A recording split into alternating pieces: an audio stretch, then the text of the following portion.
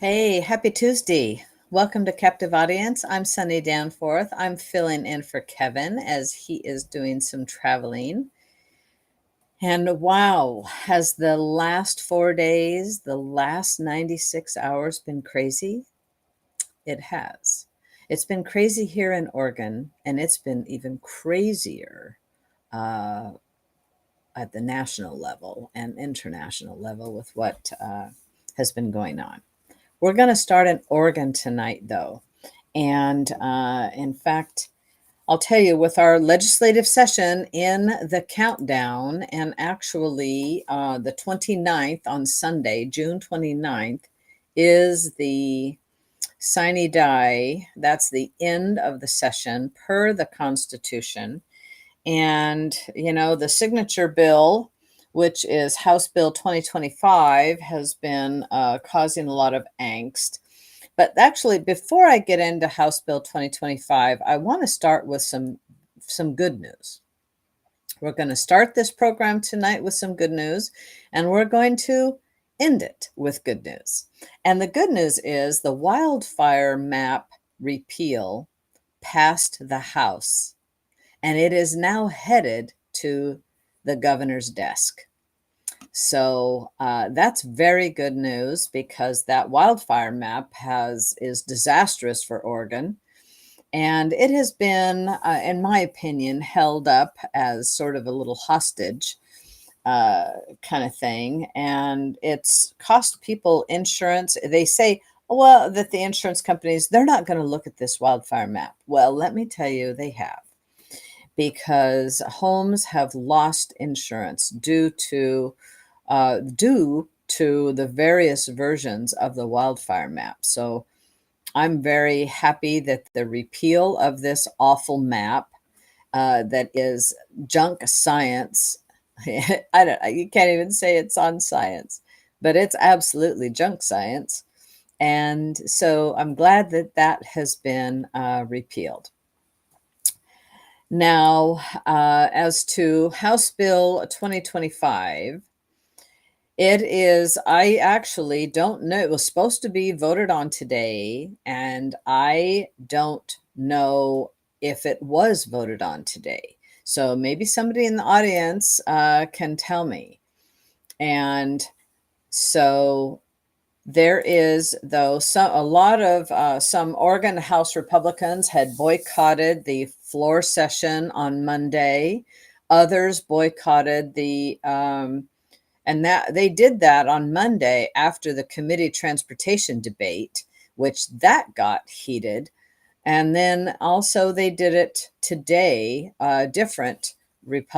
Some other Republicans actually boycotted today the House members. And I'll tell you, the Senate Rob Wagner, the Senate Minority Leader, he was doing some hanky-panky stuff because he actually he abruptly replaced Senator Mark Meek and with himself on Friday.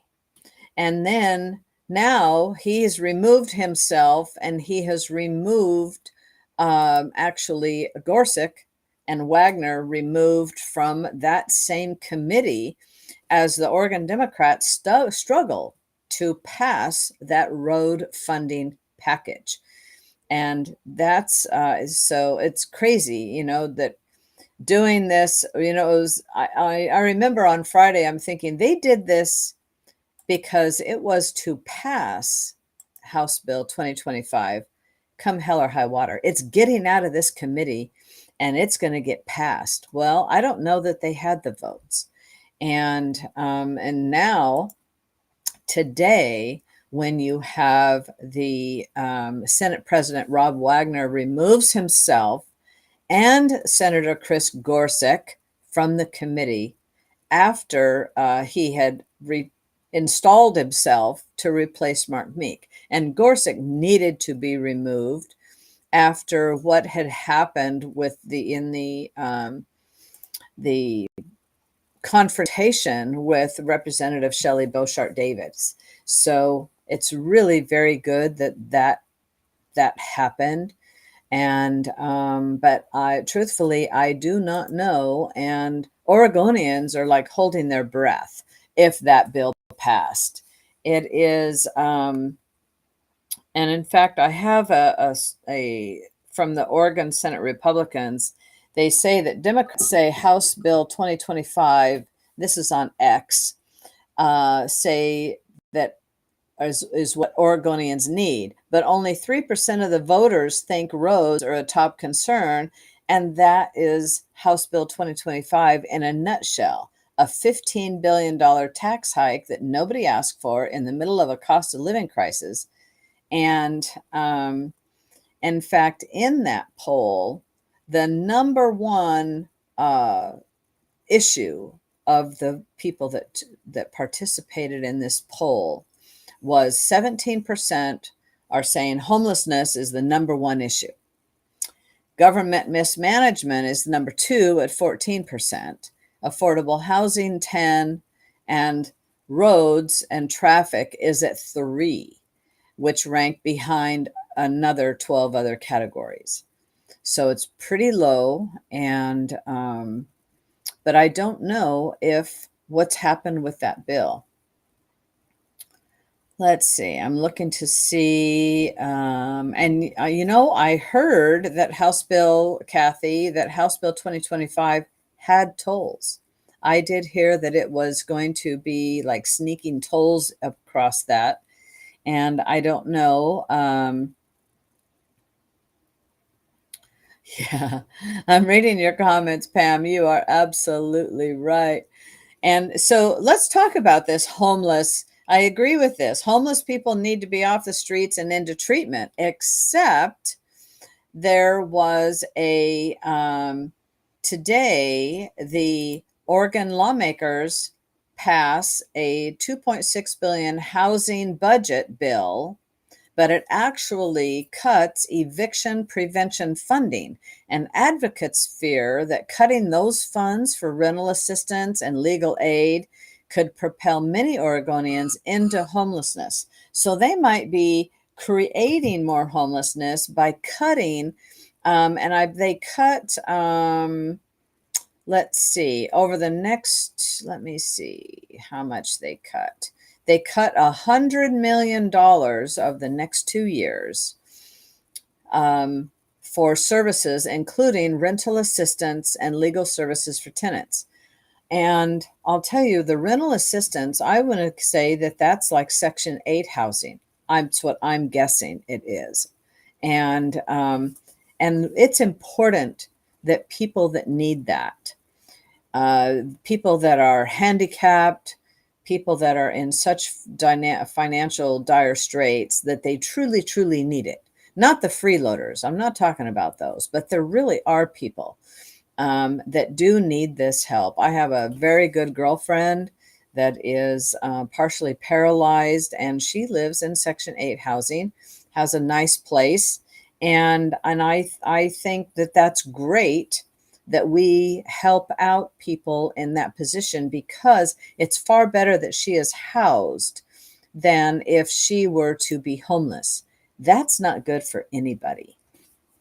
And so I agree, the homeless needs to be off the streets and into treatment, but unfortunately, our Democrat legislators are not doing a lot to truly, truly, truly help people.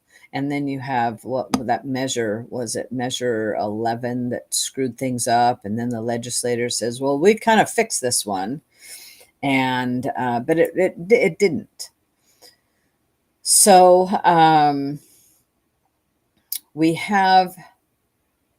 so I haven't read any of your comments that that 2020, if House Bill 2025 passed. I don't know. Somebody, come on, Google it up, would you? Google it up. Let us know. I've been busy today, so I wasn't able to look at that. But I wanted to share something with you. I'll tell you, I don't know how many of you are on X. X is for me where it's at. And Andy No has been doing an awesome job sharing other people's videos that they have created covering the Antifa and what's happening in Portland at the federal courthouse. And these are the same people, different cause now, and waving a Mexican flag or something like that. And yet they're the same Antifa people, paid protesters that are been destroying the yes, yeah, Andy and Jonathan Cho as well. They're doing a fabulous job at covering what is going on in Portland. And so I just can't recommend following them enough and supporting their cause and supporting what they're doing, because I think they're doing a really good job. And I had just looked on X right before coming on to kind of take a peek at some of what's going on. I'll tell you something else is I follow President Trump there, but also on Truth Social. And so switching to a little bit of what's been going on. No, I don't want to switch yet to the Trump in the last 96 hours. So the Oregon Senate today has passes a bill to address healthcare shortages in the state of Oregon. And I can tell you, living over here in Eastern Oregon, you might not have this problem over on the west side, but in the rural areas, we hurt for doctors. And so the Oregon Senate passed a bill to address healthcare shortage. Well, that healthcare shortage that they've addressed it's a bill aimed to allow physicians from other countries to get a provisional license in Oregon under the supervision of a local doctor. And it says, this article from K2 says, hundreds of thousands of Oregonians live in areas with a shortage of primary care medical providers, according to the U.S. Department of Health and Human Services. And one Republican, don't know who, the article would not name that person. I mean, like, why? Since you call that person out and say, hey, one Republican joined the Senate Democrats in supporting the bill. That made it real bipartisan. But I'll tell you, I have a problem. That's great to have more medical doctors. You can come from a foreign country and, hey, you work as a proxy, work under another doctor here in Oregon. But Oregon's medical problems are created by the Oregon legislature. We used to have really good doctors, but when they are changing what insurance they are accepting, there's doctors that are also leaving Oregon. There's a lot of people in business that are leaving Oregon, and doctors are also in business. Yes, it is a business, and they need to make money. At the same time, we want good medical care. And to have a doctor, which I went to one some time back, that I walked out of the office because I could not understand this person. And I have a real good ear for accents. I can understand a lot. And I just went, this isn't even worth it. I'll go somewhere else. And I did. And I found one that actually was an American doctor. I prefer that. I'm not prejudiced to it at all. I've been to many. I've lived outside of the United States for 16 years. And believe me, I've been to all kinds of doctors. And some fabulous doctors, in fact. Some of the best were in Panama and French Polynesia. A great one, actually, in Ecuador. I come to think of it. Think of a few. I could think of a few. I could think of even in San Andreas. Anyway, so I'm not opposed to them coming here, but my point is that the medical care in Oregon and what the Oregon legislature has done to make it hard to be a doctor and they're trying to, the goal is to make Oregon a single payer healthcare system. So many doctors are leaving. So this is their solution, is a bill that allows physicians from other countries to get a provisional license in Oregon under the supervision of a local doctor. And let me tell you, a doctor would jump at the chance to come here and practice medicine. I guarantee it. So now the bill heads to the House. We'll see what happens with it there. So I'm just remember that, let's see, they caused the problem. Oh, and now we have to fix it because the legislatures caused the issue, or the governor, with his wonderful executive authority that the governor has had, and a previous governor. Well, the Oregon bill providing unemployment pay for striking workers was signed into law today by the governor. So now anybody that is striking, you will get unemployment. There is no incentive to end the strike any longer. Although on unemployment, you don't make as much money as you do as when you are gainfully employed. So, but it does help pay them.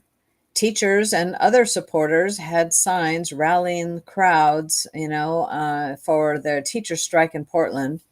And they just keep wanting more money and more money and more money. And yet they're stuck at their job because Oregon's education is in the bottom, in the tank of the nation, the worst. So, and there's a lot of great teachers, a lot of great teachers. So now let's see. This article is from KGW 8, and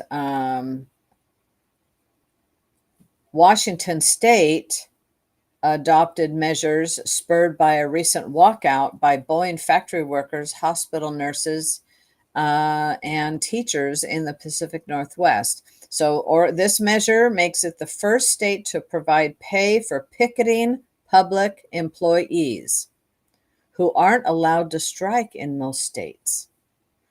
I'll tell you, it's bad legislation. The legislation will break it, but I believe this was the governor's bill that the governor wanted, and to help I would say to help the unions, reward the unions for helping her get elected, and all the work that they do chasing ballots. And so it's too bad. It's too bad. Well, now we're going to go to how do you like what happened? What are your thoughts on what happened on Saturday with the B-2s going over to Iran? I, for one, am happy. I'll just tell you right now. I am very happy because in my lifetime, for decades, for 40 years, been listening to every candidate for president and every president until now say Iran will not get a nuke. And yet we had Obama, who paid the Iranians 1.7 billion or thereabouts, between 1.4 and 1.7 billion dollars, sent them plane loads of cash. And we also had Biden do that. And you remember in Trump's first term, he had Iran broke. But then there was the faux, we've got a nuclear deal, that they're not going to enrich beyond whatever. Baloney. This is not the regime. The people of Iran, I'm sure, are very, very nice. This is a place that I've never been, and admittedly so. But this is about the regime there. And I admire Trump's handling of this whole situation from, he gave him 60 days to come to the table. kept asking them to make a deal, and they refused. On the 61st day, Israel said, okay, we're done. We waited, Mr. President. You can, they didn't say that, but you can just about hear that. And Iran, or Israel, went and started hitting Iran. And now, 12 days, we're less than 12, 96 hours ago, Trump ordered RB2s to use a bomb that had never been dropped before. And I'm very, and so took out, says, no, on my watch, I mean what I say. And that is Trump. It is promises made and promises kept. He means what he says, and he says what he means. And if you've been on X today or on Truth today and looking at what Trump said early this morning when I woke up at 5:30, I grabbed my phone. I wanted to see what was the latest of what Trump had said. And he said, turn your planes around to Israel. He said, stop the bombing. Turn your planes around. We have a peace deal. And so it's holding. It's fragile, but it's holding.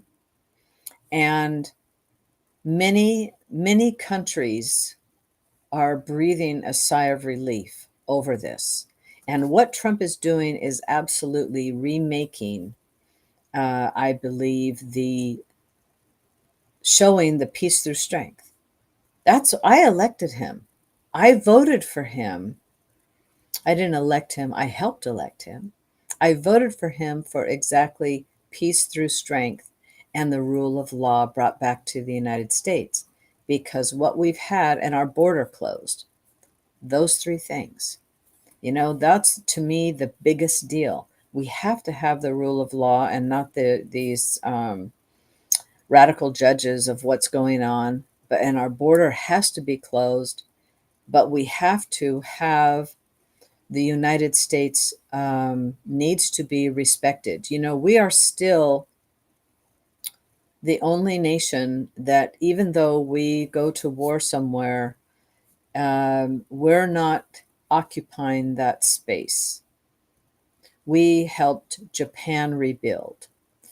And as Trump said, no, I'm not looking for regime change. And, if it happens over there, that's the Iranians' job to do. It is not our job to do. It's the people's job who live there to take their country back, much like we did in electing Trump for what I believe is the third time. We did make it collectively in the United States. We made it too big to rig. And that is taking our country back from what the 4 years of the faux president, of unelected bureaucrats running our nation using the auto pen. And so we as a nation will not survive under those previous the previous administration's actions and what was going on. I thank God that Harris and Walz were not elected. This would have never happened, and Israel would be looking at being wiped off the map. They wouldn't have had the support that they have. And frankly, you need to put the bullies back in the box. Put the bullies back in a box. And that's how I look at Iran and their proxies as. And Yemen has been an area that has been warring forever. And some, that's all they do. And the radical Islamic regimes, they have one mission, and that is taking over and the areas, putting them under Islamic control, and eliminating people like you or me. Because I will not bend to the Islamists. I won't. I'm a Christian, and I'm going to stay that way. And it's important that we take a hard stand and fight for our country. And thank God we've got the right president that is doing just that. So I'm, for one, am very, very happy. Yes, Les. I see that Senate Bill 83, the wildfire map. I started on that one. Is heading to the governor's desk there, and on so it's amazing. This was the longest since 2001, so 24 years of a mission for the B-2s. That plane is like 25, 30 years old. And it's, I remember seeing that for the first time. I might have even, let's see, 30, no, I was going to say maybe I was living in San Diego at the time and went to an air show. But I had seen that before flying, and like when it was brand new, and very impressive. So there's speculation now talking, well, they didn't really hit them. They didn't really destroy them. They didn't do this. They didn't do that. Time will tell. And then I'm also hearing, no, there are some leaks, the coming out of, there is nuclear waste detected. I don't know. But I know that what Trump did, and that's a hard decision to do, but leaders, that's what leaders do. Leaders lead, leaders make decisions, they don't waffle. That's actually a post that I made. And when I first read about what Trump did, I immediately let him know on Truth, I fully, fully support what he's doing, because people need to hear that we do support them 100%. And to not have leaks, to have all of these agencies working together without radio contact, this was absolutely amazing. They had a timeline. They had a plan. They had coordinates clearly, and refueling in the dead of night multiple times, and there was no moon. It's a feat, and our military is awesome. Our military is so awesome to have to accomplish that, and everybody came home. That's also just wonderful. And along with all of this,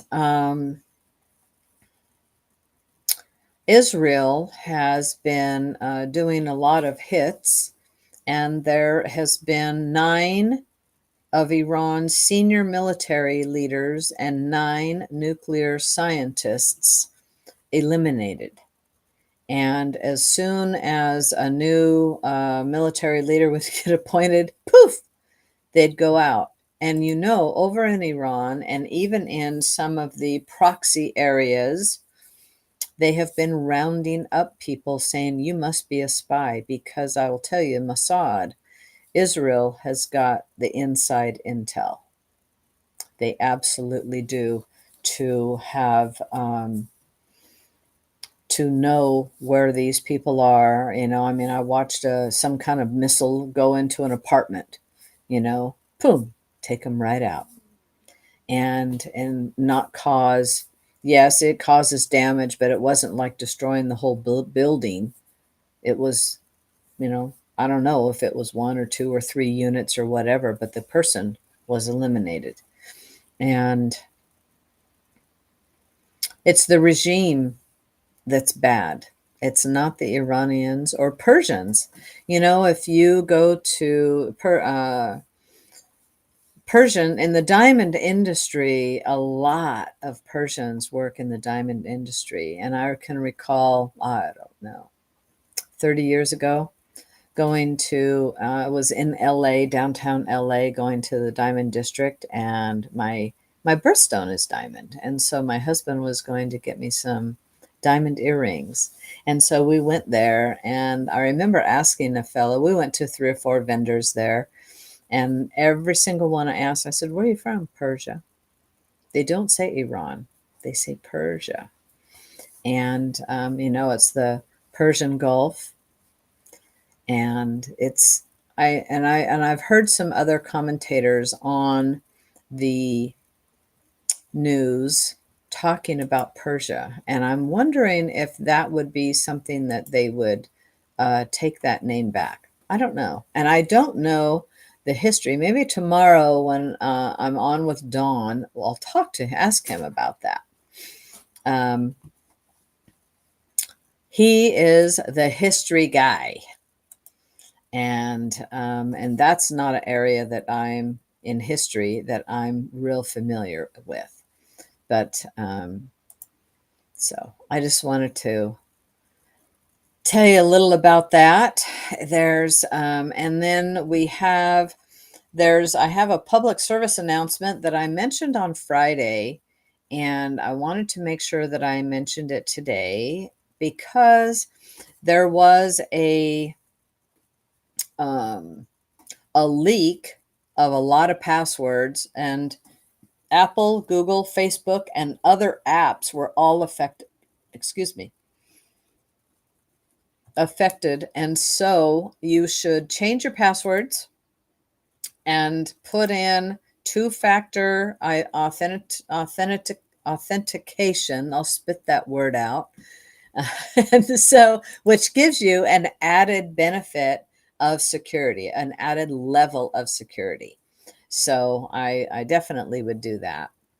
And I wanted to also tell you about Florida. I like this. Florida has saying they're invoking emergency powers to build Alligator Alcatraz. The new illegal immigration detention center deep in the Everglades has already been approved by the Department of Homeland Security.